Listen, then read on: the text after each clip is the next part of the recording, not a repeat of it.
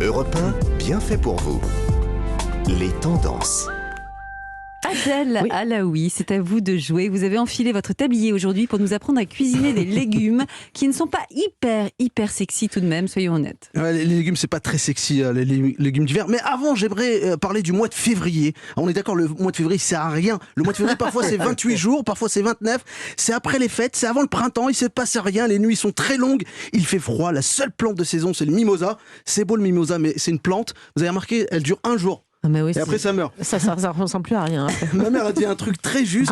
Le mois de février, c'est comme le poivre dans la harissa, il sert à rien. Ça passe inaperçu.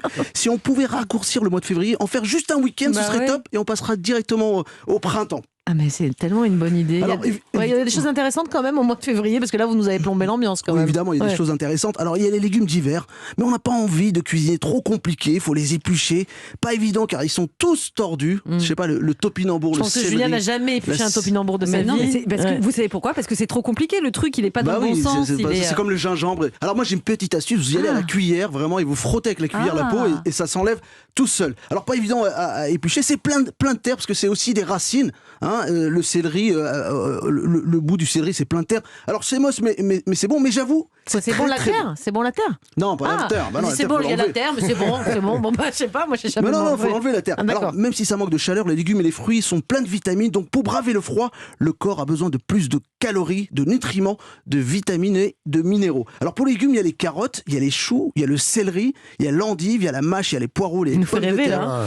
Il n'y a pas de frites du tout. Il y a les radis, c'est pas du tout sexy. Attendez, il n'a pas fini, il y a les salsifis. Il y a le radis, il y a le salsifis et il y a les topinambours, il y en a plein d'autres. Alors pour les fruits, évidemment, il y a tous les agrumes. D'ailleurs, c'est bientôt la fin des clémentines et il reste quelques clémentines. Allez, hop, une là, une là, voilà. Voilà. Hop, une là, on va manger une là. Voilà. Elles sont encore pleines de jus, elles sont très sucrées. C'est quoi le rapport avec le légume ? Non, mais il revient.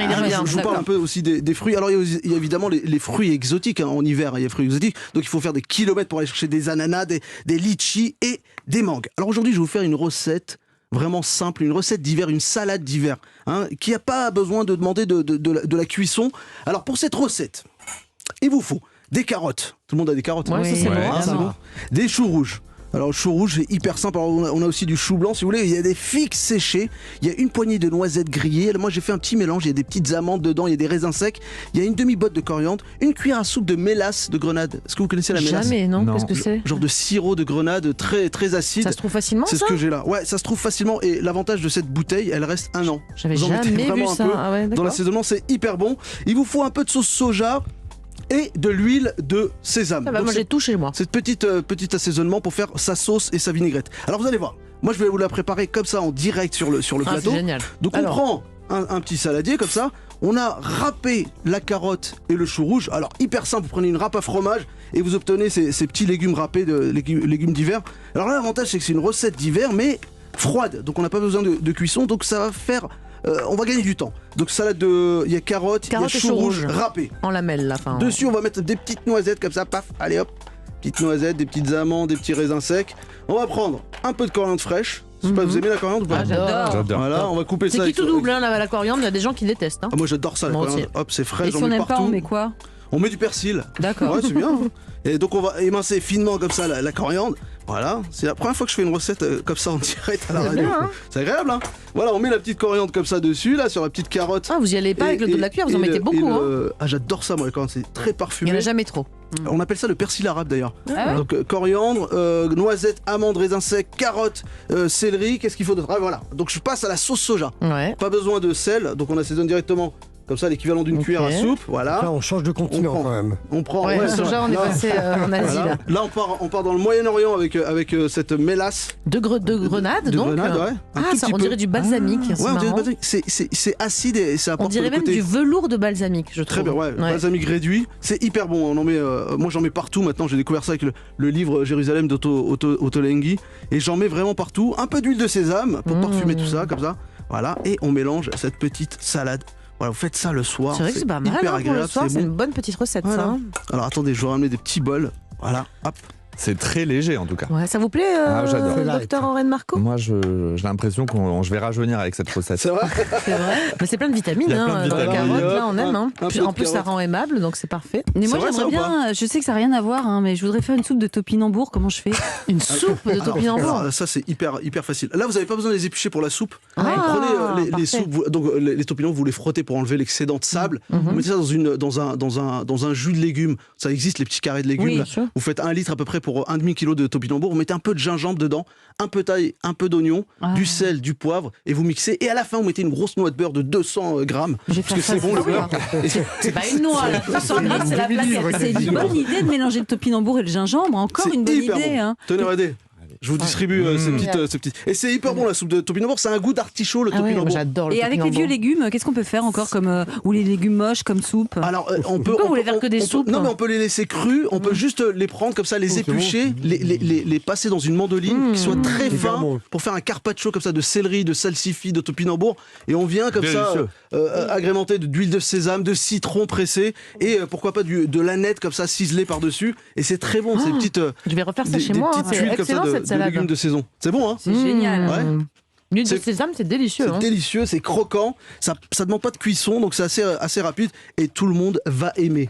Et ben vous savez, on les trouve beaucoup moins C'est moches délicieux. depuis qu'on Ouais. les a mangés ces légumes. Ouais, tu vois. Tu vois, en fait, Ça donne ils envie de les acheter, ont la hein. beauté intérieure. Ouais. Ouais, comme nous. Un petit mot sur les salsifis, peut-être, puisqu'on n'a pas parlé des salsifis. Bah les salsifis, Ça pareil. sert à rien, les salsifis, Ouais, on ça est sert à rien, d'accord. non, mais ça sert à rien, mais c'est parce qu'on en a tellement mangé à la cantine. Ah ouais. Ça sert à rien. Mais on un est bon d'accord. gratin de salsifis, franchement, c'est hyper bon. Pareil, bon salsifis blanchi, vous faites une petite béchamel. Je vais pas vous apprendre à faire Bah la non. béchamel. Ah bah, Non, ça va. Non, c'est bon. Mm. Vous mettez ça dessus, beaucoup de fromage, à gratiner au four, et c'est très bon. Vos enfants, ils mangent ça? Ils adorent ça. Moi, ils Sérieux mangent tout, mes enfants. Vous Ouais, savez, ouais, ça ouais. suffit. Franchement, ils mangent tout. Vous pouvez dire que c'est des pâtes, ça ressemble. Et non, mais moi je fais ça. Des pâtes assez grosses. Ouais, ça. des- Avec beaucoup de fromage ramené Ouais, dessus quand même. exactement. Pour les planter. Merci beaucoup Abdel pour cette découverte gustative du jour, cette salade qui était vraiment excellente. Hein. Donc même s'ils sont moches ces légumes, eh bien on les savoure avec plaisir. Ces Grave. légumes d'hiver en salade. Donc il y a pas que la beauté qui compte, on est d'accord. Hein. Néanmoins, quand avec même. ce qui va suivre, on va parler beauté avec les conseils de notre spécialiste, le docteur Aurène Marco. Il nous propose aujourd'hui de prendre soin de nos lèvres et puis il y aura aussi la chronique d'Édouard Dutour. Il nous dit tout dans un instant sur le burn-out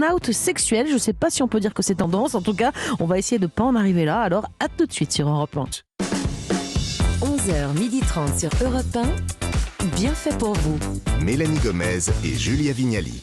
C'est bien fait pour vous, nous sommes en direct avec vous jusqu'à 12h30 et notre séquence tendance se poursuit. Toujours plus de bons plans, plus de conseils juste pour vous, auditeurs d'Europe 1. Et à présent, on va donner la parole à notre cher docteur Aurène Marco. Alors aujourd'hui, avec vous, on va se demander comment prendre soin de nos lèvres. Voilà, c'est ça? exactement, parce que c'est vrai que des lèvres harmonieuses, bien dessinées, qu'elles soient volumées ou pas, c'est une arme de séduction. Donc on va voir comment un peu améliorer la texture, les hydrater, etc. J'ai vu qu'avec la mélasse, je l'ai goûté, ça m'a hydraté les lèvres. Pendant la petite pause, Pendant là, la vous disiez, pause. c'est super Oh, ça je dois pour la couleur. hydrater.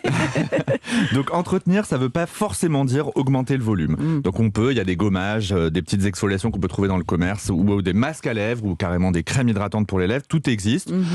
Après, moi je pense qu'une bonne vieille couche de vaseline si on a les lèvres gercées, c'est très C'est bien. vrai, vous trouvez Ça que va ça souvent marche à Mais l'essentiel avec voilà, le docteur mais Marco. on va pas casser le Le business. business. Par contre, oui, moi je disais que dormir avec un peu de vaseline, c'est très très bien. Mais il Ça faut coûte faire, moins cher ça coûte moins aussi. cher, mais il faut faire un peu attention à la vaseline. Il faut savoir que quand même, si vous fumez et que vous mettez de la vaseline sur les lèvres, ça peut prendre feu. Oh là oui, carrément. Ah oui, on n'avait pas pensé. Bah, Donc, on l'idéal, pense- c'est de pas fumer. hein, en L'idéal, réalité, c'est de ne hein, pas fumer. voilà. Mais comme il y a des fumeurs, des trucs. Vraiment, j'étais au centre des brûlés, des brûlures, vaseline plus allumage de cigarette. Mais Donc c'est faites pas très vrai. attention avec ça. D'accord. Pour les adeptes des soins, celles qui veulent aller plus loin et faire un vrai soin sur les lèvres, Vous il y faites a- ça, Julia? Vous prenez soin moi, de vos lèvres? c'est tout ce que je peux, oui. J'ai essayé un masque 5 minutes pour les lèvres, pour bien hydrater les lèvres en institut. Ah, bah voilà, pourquoi pas. Ça a marché. Alors avant, il y avait le fameux trait de crayon des années 90, pas très Ça se fait élégant. plus trop quand Ça même. se fait ouais. plus trop. Maintenant, on a des dermopigmenteuses, je sais pas comment les appeler, Oui. en tout cas des super esthéticiennes, comme Fanny Zouari dans le 16e, qui nous promet des lèvres très très hydratées. Elle fait la technique du Candy Lips, où vous avez la possibilité d'hydrater vos lèvres et qu'elles restent constamment hydratées. J'ai vu les résultats, c'est assez bluffant. Et les petits traits horribles là au-dessus des lèvres. Voilà. Moi Souvent, j'en ai c'est- 2. Moi j'ai le code barre là. Et comment alors on fait avec exactement, le ça code barre s'appelle code barre, c'est un peu horrible d'appeler ça comme ça. Julien, vous voulez témoigner donc je Ah bah, crois, c'est horrible, ça moi j'ai 2 traits là. Mais vous savez, Je c'est peux dû à rien quoi, faire. Julia Parce que j'ai fumé. Eh oui. Vous pensez que c'est vraiment lié à ça C'est les ridules typiquement de la clope quand on. Pourtant, moi j'ai On fumé, sait. regardez, je suis parfaite. Ah, Je comprends Vous avez de pas. la chance. Donc ces petits traits ou code barre, en fait, ils peuvent être traités soit par petite injection d'acide hyaluronique très très fin, mais c'est quand même délicat parce que si c'est trop fin avec la ride est profonde, du coup on n'a pas de résultat. Et si on veut mettre plus épais, on se retrouve avec de Lèvres de profil canard. des lèvres de Double canard. Donc Une saucisse. c'est pas terrible, une saucisse. Mais donc on Maintenant, peut faire des injections d'acide hyaluronique on peut faire des autour des injections lèvres. autour des lèvres. Après, l'autre penchant, c'est de faire un peeling. Mhm. D'accord, un peeling chimique, donc peeling qui peut être moyen ou fort en fonction Aux du, acides de fruits aux là, acides- c'est ça ouais, aux acides de fruits. L'autre, l'effet Et ça secondaire un consiste en peu. quoi, en fait, Là, le peeling, c'est quand on met une crème en fait qui va un peu comme créer une brûlure, Mhm. d'accord. Ouais, sympa. Une brûlure qui est on va Superficielle, dire hein. superficielle et qui est contenue après par le médecin parce qu'on met une base pour Stopper stopper la brûlure. Mais on peut avoir des différences de pigmentation et tout, donc Ouais. c'est. Vous conseillez pas trop quand même. Hein. Moyen, il faut que ce moyen, soit hein. fait en tout cas chez un médecin qui a vraiment l'habitude de faire que des peelings et qui est très très très qui connaît son métier quoi. Le contour des lèvres c'est quoi? On peut faire donc soit des injections, soit maintenant on peut aussi injecter quelques petites doses de Botox sur le muscle orbiculaire, le muscle qui entoure la lèvre D'accord. rouge, et ça permet de le détendre et le contour de la lèvre va se repulper. Donc D'accord. ça permet un peu d'atténuer Mais ça fait pas les bouche de ridules. canard Mais ça non fait plus. pas bouche de canard Ouais, non parce plus. que on Excusez-moi, voit pas une ça, fois, hein. je vous le dis, hein, tant pis, hein, je témoigne, une fois je l'ai fait, je bavais parce que ça m'avait immobilisé la lèvre. C'est vrai. Bah oui, j'ai commencé à baver. Julien, c'est combien ça. de temps À force de tout essayer, il y a des dérives. C'est pas possible. Après, il y a celles aussi qui veulent faire de la chirurgie sur les lèvres. Quand on a la lèvre trop fine, Ah oui. on peut faire une petite cicatrice sous le nez et remonter les lèvres. Ça s'appelle un lifting de la lèvre supérieure. Ça marche bien ça? Ça marche bien. Vous avez une cicatrice sous le nez, mais bon, après, il faut voir comment on cicatrise. Bon, et si on veut vraiment du volume, parce qu'il y a Alors, si quand on même veut beaucoup de du femmes qui volume, cherchent ça, pas bon, trop, c'est pas beau Vous trop, mais bon. savez typiquement qu'on met de l'acide hyaluronique. En fonction du produit, on a plus ou moins de volume, mais il y a des choses à respecter pour que ce soit joli. Alors, c'est et en quoi fait, c'est tout bête. Déjà, il faut analyser les choses. Quand on a des lèvres fines, il faut toujours regarder le sourire derrière, regarder les dents. Si on a les dents qui soutiennent la lèvre et on a quand même la muqueuse qui est fine, bah du coup, si on injecte, c'est très beau. Par contre, si vous avez une patiente qui a les dents, ou un patient qui a les lèvres en retrait, je sais plus comment on dit, classe 2, je crois, quand Qui on est en rentre retrait, vers- qui rentre ouais, vers ouais. l'intérieur et que vous voulez faire du volume, c'est là où on va se retrouver dans une situation complètement peu naturelle. Vous allez Donc avoir vous leur dites, de allez la chez muqueuse. l'orthodontiste d'abord. Allez d'abord chez C'est ça. l'orthodontiste et on se Bien revoit sûr. après. D'accord. Et dernier petit point, quand on veut faire vraiment une règle esthétique de base en fait pour pas avoir, parce que tout le monde refuse, tout le monde dit je ne veux pas la bouche de canard, je ne veux Oui. pas la bouche de canard. Comment on fait? Ben c'est tout simple. Regardez-vous, tout le monde a la lèvre du bas normalement plus développée que la lèvre du haut. oui. Donc quand on injecte et qu'on injecte que le haut, ben forcément vous avez Faut vous tout avez- injecter en fait, faut en non, injecter faut partout. injecter surtout le bas et un peu le haut quand on veut volumer pour donner un effet très D'accord. très très naturel. Mais il faut Très pas que bien. son haut soit aussi gros que son bas. Voilà, c'est il ça. faut une petite Et on asymétrie. peut enlever si on en a trop. Enfin, Parce bien qu'Abdel, sûr. il est gâté, lui, par nature. Hein. Moi, je voudrais la bouche d'Abdel Alaoui. Merci beaucoup, docteur Marco, pour toutes ces explications. On a tout bien saisi, c'était très clair, comme toujours, avec vous. Allez, maintenant, on va terminer avec un phénomène dont, personnellement, je n'avais jamais entendu parler et je n'ai pas tellement envie de voir venir. Le burn-out sexuel. Qu'est-ce à quoi, Édouard, du tout, alors? Bah, c'est vrai qu'on connaît tous le terme du burn-out. Hein. C'est vrai qu'aujourd'hui, la tendance, c'est le burn-out sexuel. Alors, qu'est-ce qui se passe? En fait, c'est un peu la même chose. C'est un sentiment de trop-plein. Vous savez, on a des vies à 100 à l'heure. Parfois, on mange trop de vieux légumes. On se fait trop refaire les lèvres. En tout cas, on a une accumulation de Il fait des pression. transitions, c'est bien. Ouais. Hein. Ouais. Oui, je fais avec toutes les chroniques. C'est hein. très bien, Édouard. Il y a beaucoup de pression et puis en un moment, on se sent vide d'énergie, totalement vide d'énergie, au point de ne plus pouvoir assurer les responsabilités quotidiennes. Alors, la plupart du temps, le burn-out est souvent lié à la vie professionnelle. Hein. Et puis chez les femmes, vous le savez bien, c'est aussi lié à ce qu'on appelle la fameuse charge mentale, la double journée, voire la triple journée. Alors aujourd'hui, c'est très reconnu, hein, le burn-out, c'est soigné, c'est pris au sérieux. Mais la vraie tendance, la vraie nouveauté, alors tendance, ça a l'air On comme ça un dirait peu qu'il faut léger. tous qu'on teste, quoi. Ouais, faut tout tester. On parle aujourd'hui effectivement du burn-out sexuel. Alors il y a rien de. C'est quoi? C'est un épuisement? C'est quoi? Il y a rien de trivial. Hein. C'est Ouais. pas rigolo. Ça se passe pas en dessous de la ceinture. Ça se passe surtout dans la tête. C'est un phénomène psychique tout à fait réel et qui est identifié en fait. Alors en fait, le burn-out sexuel, c'est quoi? C'est un synonyme d'un véritable épuisement en fait sexuel. Ça se caractérise par une grande fatigue émotionnelle surtout.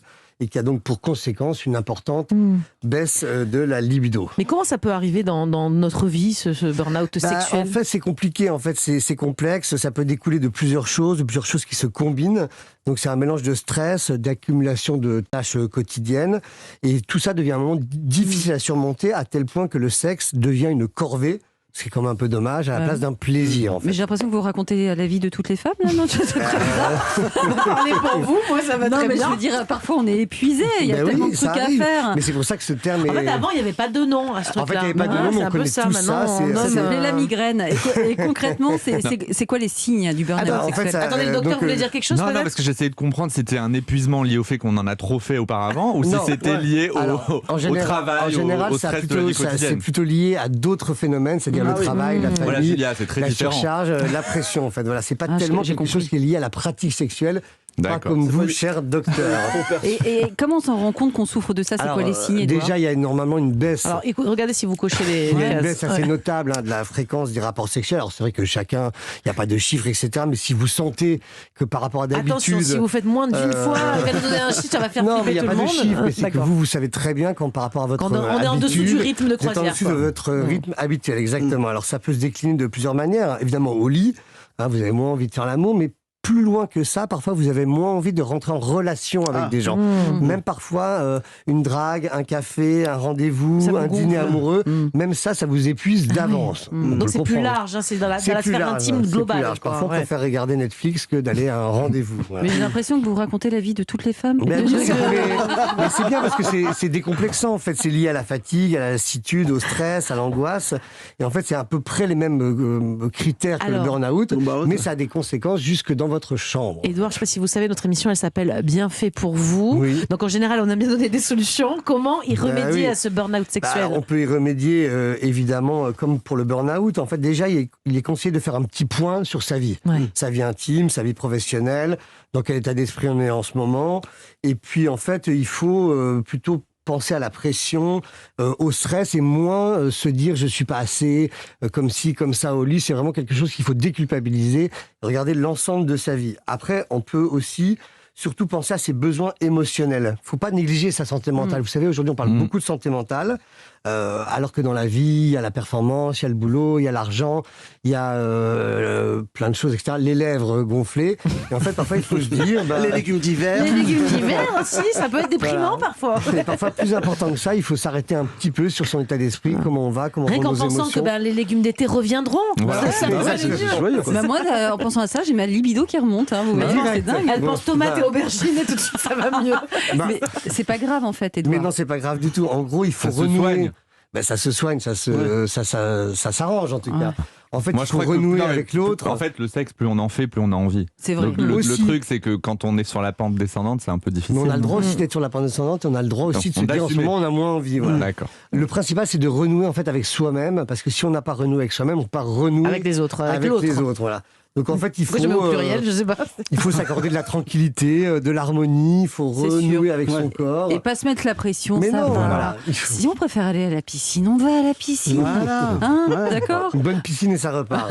Merci beaucoup, Edouard. En tout cas, il faut Dutour. écouter son corps, ses envies, et c'est pas très grave. Et ça merci. s'arrange, n'est-ce pas, cher docteur? Oui, ça Oui, s'arrange. regardez tout. Il est très en forme, le docteur. Merci, Edouard Dutour, Je pour vous en cette prie. chronique très instructive. Et on va essayer d'éviter le burn-out tout de même. Merci à tous les trois. On vous retrouve très bientôt dans Bien fait pour vous. Voilà, cette émission est finie pour aujourd'hui, mais nous serons bien entendu de retour demain, Mélanie, dès 11h. Et quel sera notre premier thème du jour? Alors Julia, je vous pose la question, même si je connais déjà la réponse. Est-ce que ça vous plaît de faire le ménage? Oh là là, c'est sa passion. Elle vient dans Bien fait pour vous. Je préfère ça au sexe. Je vous propose... Oh non, mais tu peux pas dire ça. On peut pas dire ça. Je vous propose qu'on apprenne à utiliser les bons ustensiles, les bonnes recettes pour enfin dépoussiérer nos intérieurs. Ça va sentir le propre demain dans l'émission, je vous l'annonce. D'ici là, n'hésitez pas à nous envoyer vos questions, vos témoignages aussi si vous le souhaitez, sur notre compte Instagram ou sur le répondeur de l'émission au 39 21. À suivre, c'est Europe Midi avec Émilie Daz.